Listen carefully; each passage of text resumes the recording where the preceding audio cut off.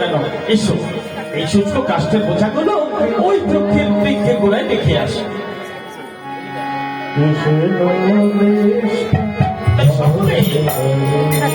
সেই শুষ্ক কাষ্ঠের বোঝাগুলো একটি বৃক্ষের গোড়ায় রেখে আবার বনের মধ্যে চলতে শুরু করে।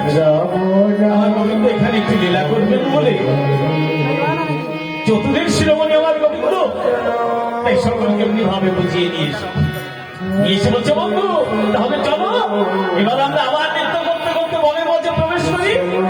তাই সকলেই বনের আনন্দ নৃত্য করছে করতে করতে